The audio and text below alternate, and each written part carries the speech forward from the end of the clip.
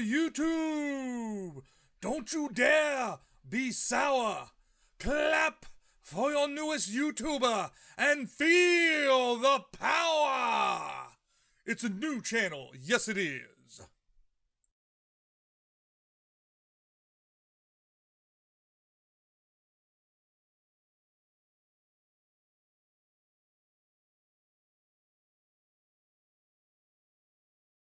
This episode of A Geek Among Men is brought to you by Geekyos. They make sure you stay geeky. Alright, welcome to A Geek Among Men. My name is James, and I will be your host through this journey that we will go on of things that I like and that I geek about. First of all, I am 41 years old, so I'm an old geek and OG. But I have loved many things through my life, none more than my wife. So she, of course, is number one. But I enjoy 80s cartoons. I grew up in the 80s with Transformers, G.I. Joe, Masters of the Universe, all that good stuff.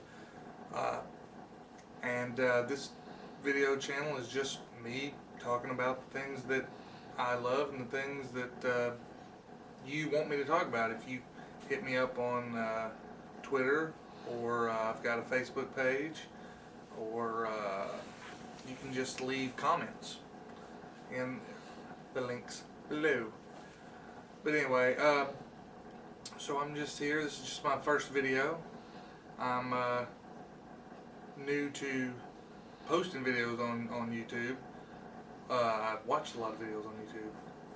But anyway, I really just want to put out what I love, and let's just start this video off. Let's get things rolling.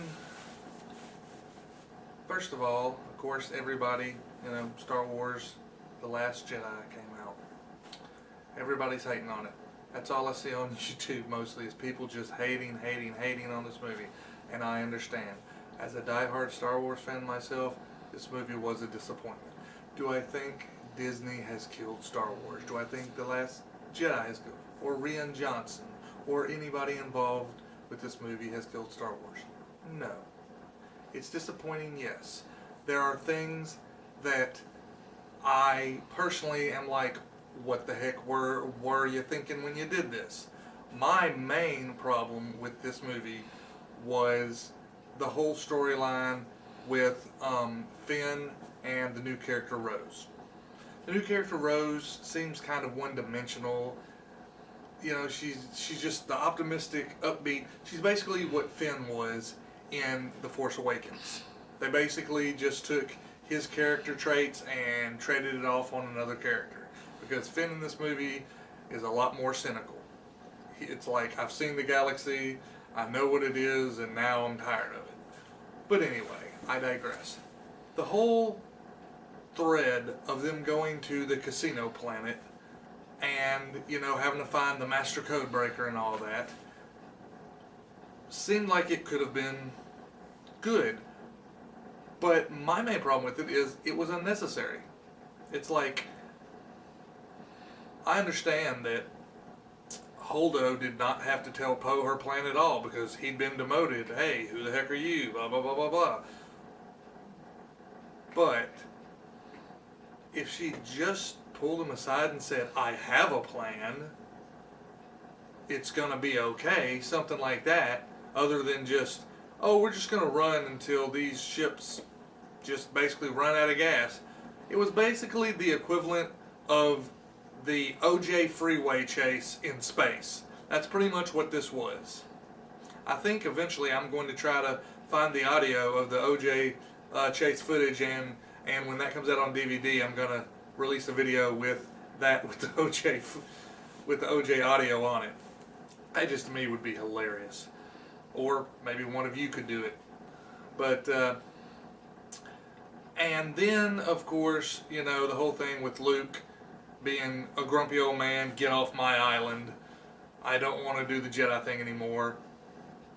Yeah, that's not our Luke Skywalker. The Luke Skywalker we remember, if you're as old as I am and saw the originals, or even if you're not as old as I am and you've seen them on DVD, he was forever hopeful. He saw the good in his father and all that. And then here, it's like he got together a bunch of younglings, started a new Jedi, or tried to start a new Jedi Order, and it didn't work out, so boo-hoo, oh no, Kylo Ren, oh, he took away my toys, now I'm going to run away to a far reach of the galaxy where no one can find me because I don't want to have anything to do with the Jedi or the Force or anything. Oh, but wait, I am going to leave you a map to find me. What? Why the map, Luke? Why the map? And then of course, they had promised us that Captain Phasma was going to have a much bigger role in this movie. Oh yeah, she's going to be, this movie is Boba Fett and all that. Which I guess technically, if you look at it, I guess technically she is Boba Fett. Boba Fett just had a couple of lines and then got thrown into a Sarlacc pit in Jedi. So I guess technically, yeah, you can say that she's this generation's Boba Fett. But I was just hoping for more from Phasma. I mean, the fight scene with Finn was kind of cool, but ultimately, I think they could have just had a random stormtrooper, like in Force Awakens, that one that came up and said "traitor," and then they had the big fight. That's pretty much what the Phasma Finn fight reminded me of. Like I said, not a bad movie. I enjoyed it. For the most part, I did enjoy it. I found myself geeking out and getting excited, like when Luke faced off against the First Order. All those AT-ATs and all that just blast him, and then he just comes out and he dusts his shoulder off. Which my wife, that's the main thing she had a problem with. That's the only thing that she tells me every time we talk about that movie. She's like, you know what I hated? I hated when Luke brushed his shoulder off. That's not something that a Jedi or Luke Skywalker would do. Which, I admit, yeah, that's probably right. But it was still cool as hell to see. I don't care. Little 8-year-old James was just like, yes! And the fact that it ended up being a Force projection, a lot of people had a problem with that he projected his image across the galaxy or whatever. But I really don't, because I'm like, do you realize how just cool that makes Luke look? Because, I mean, he was able to do that. That's something that we've never seen. I mean, he projected his essence across the galaxy, probably millions of light years away. And, I mean, and the strain of it ended up killing him, apparently. But, of course, we all know he'll probably be back as a Force ghost in the next one. So, he'll probably be the of course, he's going to be the Obi-Wan. Of course, he already pretty much looked like Obi-Wan Kenobi in this one. But he'll be the Obi-Wan to raise Luke Skywalker. And of course, everybody seems to have a problem with Rey being a quote-unquote Mary Sue, being way too powerful. Ooh, girl power, yeah, ooh.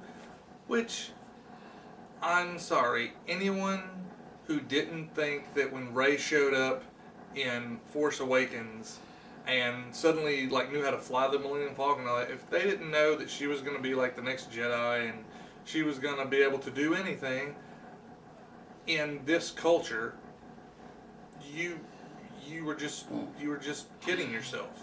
Because in this culture, you know, it's women can do everything men can, which I'm not saying they can't. They can. But I'm just saying Hollywood seems to try to force feed that down your throat, like, this is what it is, this is what it is, take it, take it. And like I said, I didn't feel that I was being force fed. I mean, I was just like, okay, so there's a female character who is strong in the Force and can do all this stuff. Alright, that's cool. I mean, if it had been, you know, if it had ended up being Finn who ended up being the Jedi or whatever, it's like, alright, so now they're giving a character of color this, the Jedi mantle or whatever. I mean, honestly, when I heard that they were making new Star Wars, I mean, it could have been like, they could have made like Jabba the Hutt's great-great-grandson the next Jedi, and I would have been on board. I would have been like, all right, cool, a Hutt Jedi. I don't care about the race, color, creed, alien orientation, or whatever. I just wanted more Star Wars with Jedis and, lightsaber battles. And, this movie had some slow parts. Like I mentioned before, the casino part, I believe, could have been cut out, and they could have put in more of Rey's training, or more of Kylo, or more of Snoke manipulating Kylo Ren and Rey, or something like that.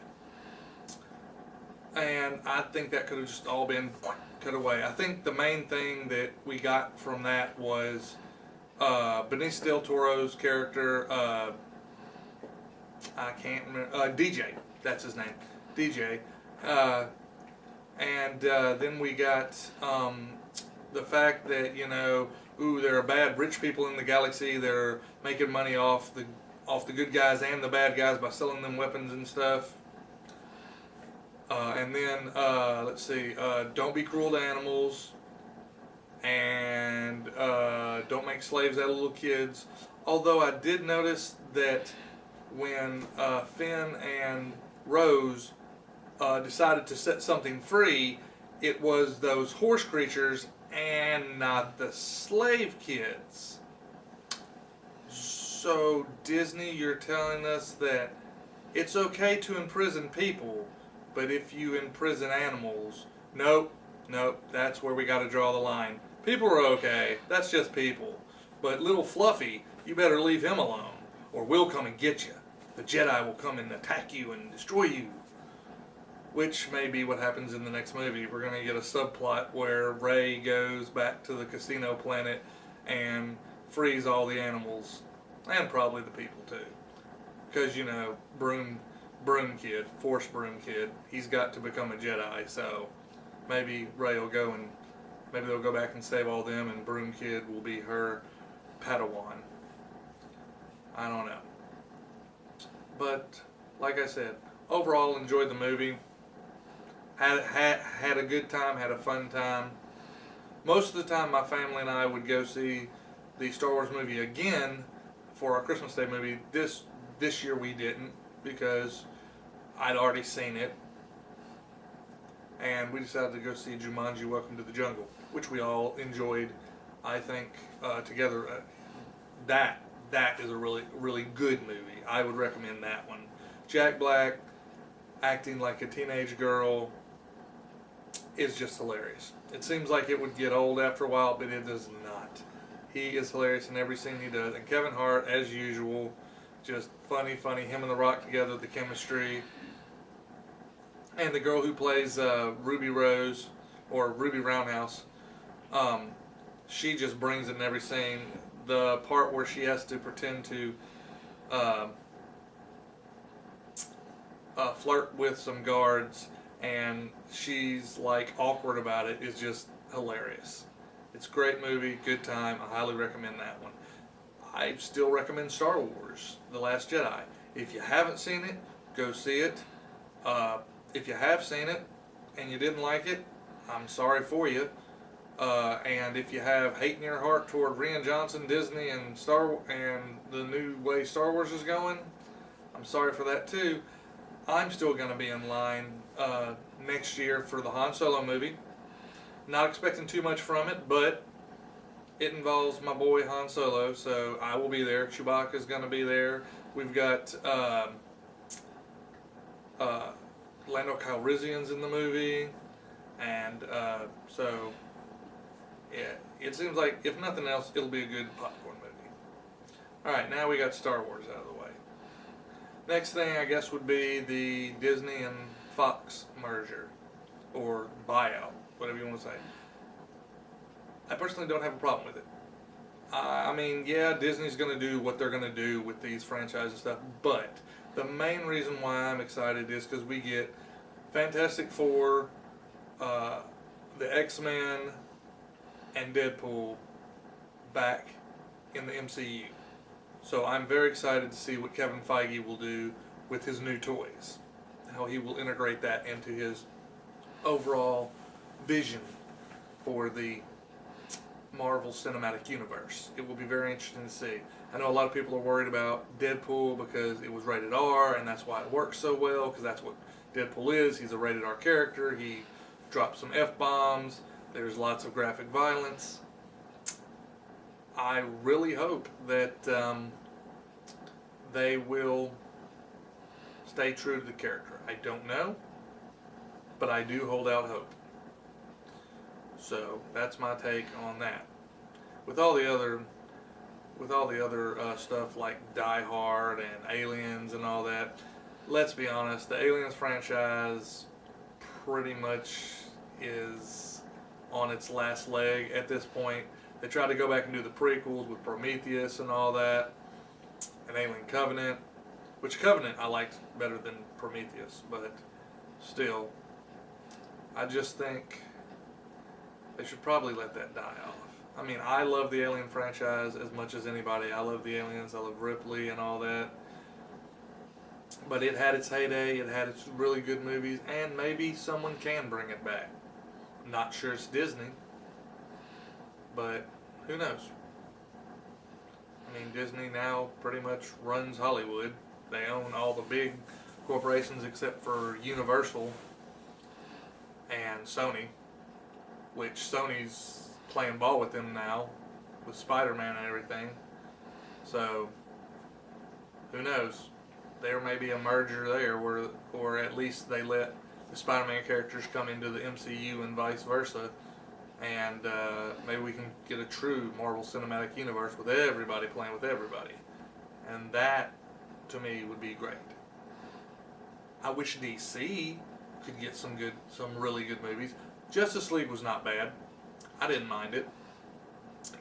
It was a good movie. It just, for being the Justice League movie that was supposed to finally bring all these characters together, and yay, it just was a disappointment. Now everybody talks about Henry Cavill's had a mustache and had to CGI it out, and you can tell it wobbles a little bit or whatever around his face. Personally, I was too busy watching the action with Henry Cavill as Superman to worry about his CGI mustached face. I mean, unless you're really looking for it, I don't think you're going to see it, and I don't think it's going to bother you. But at least they have moved up from Batman v Superman. I mean, they hit one out of the park with Wonder Woman. I thought that was great. Justice League was once again meh. Not sure what they're going to do moving forward. Supposedly they're going to do a Flashpoint movie. Supposedly Ben Affleck doesn't want to play Batman. So personally I say do Flashpoint. They need to do Flashpoint just to like revamp the whole cinematic universe that they have set up. Because no one likes where they've gone so far. You know, even though Man of Steel, I thought, honestly, Man of Steel would be number 2. It would be like Wonder Woman, then Man of Steel, then Justice League. No, I take that back. It would be Wonder Woman, Man of Steel, Suicide Squad, Justice League, then Batman vs Superman at the very bottom. Because let's all be honest. Look yourself in the mirror. You know that movie was total and utter nonsense. And honestly, they need to do Flashpoint just to get away with that. Just like when Bryan Singer did Days of Future Past to get rid of X-Men 3. Thank you, Bryan Singer. And I know people, and that's another thing with the X-Men.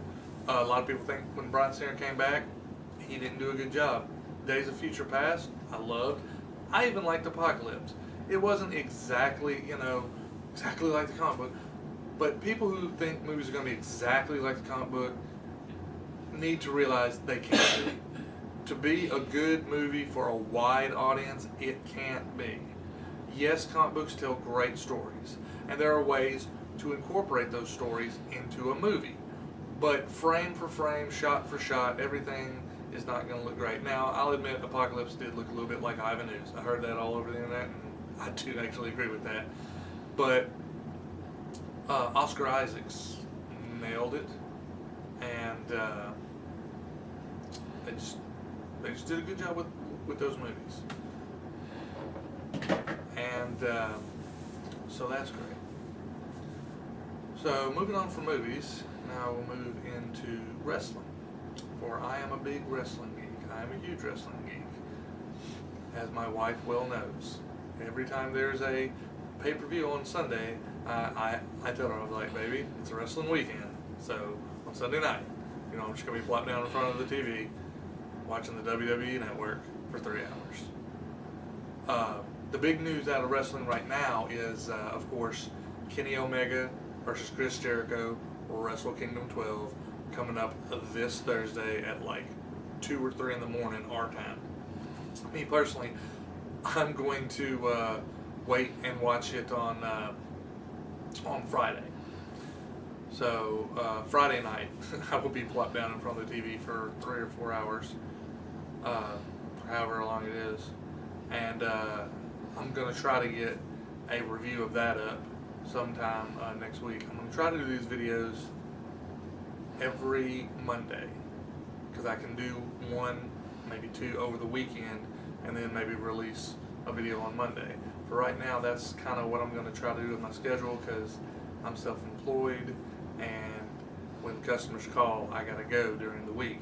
So I don't have I'm not sure what I'm going to be able to do during the week, but I will try to get my videos out every Monday, or a video out every Monday, and that's what my schedule is going to try to be like on this channel.